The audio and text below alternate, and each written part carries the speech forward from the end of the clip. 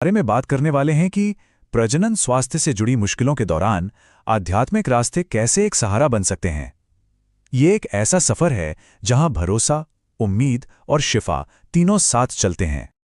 ये एक बहुत गहरा सवाल है ना? जब जिंदगी में मुश्किलें आती हैं तो अक्सर मन में यही सवाल उठता है कि अब हिम्मत कहाँ से जुटाएं, सुकून कहाँ ढूंढें। चलिए इसी सवाल को मन में रखकर आगे बढ़ते हैं। ठीक है, तो सबसे पहला कदम क्या है? पहला कदम है उस बुनियाद को समझना जहां से ये पूरा नजरिया शुरू होता है, यानी एक दैवीय स्रोत की तरफ लौटना। सारी बात यहीं से शुरू होती है। ये इस गहरे यकीन पर टिकी है कि असल शिफा, असल सुकून उसी ताकत से मिलता है जिसने सब कुछ बनाया है और जो हर चीज पर काबू रखती है। ये वो सोच है जो मुश्किलों के बीच एक मजबूत सहारा बनती है। तो ठीक है, नींव तो समझ आ गई। अब बात करते हैं कुछ अमल में लाने वाले तरीकों की, मतलब कुछ खास आध्यात्मिक साधन जो याद करने और दुआ यानी प्रार्थना से जुड़े हैं। यहाँ कुरान के कुछ खास हिस्सों का जिक्र है जिन्हें अक्सर शिफा और हिफाजत के लिए पढ़ा जाता है, जैसे कि सूरे अल-फातिहा, जिसे कुरान का दिल भी कहा जाता है ना? हर नमाज की शुरुआत इससे ही होती है।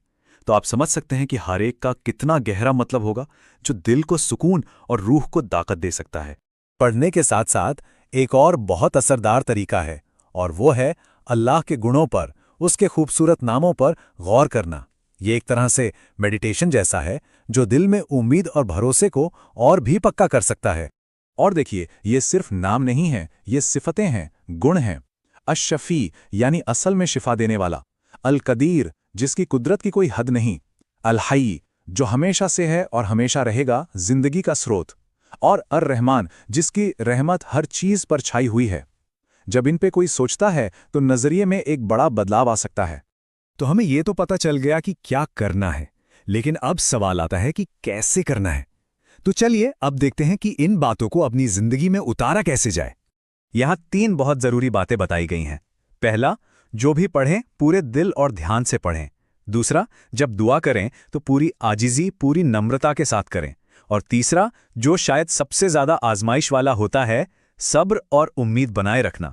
तो बात यह है कि ये एक प्रोसेस है, कोई झटपट मिलने वाला हल नहीं। अच्छा, अब आते हैं एक बहुत बहुत जरूरी बात पर। ये समझना कि आध्यात्मिक भरोसा और दुनियावी कोशिशें, ये दोनों एक दूसरे के साथ चलती हैं।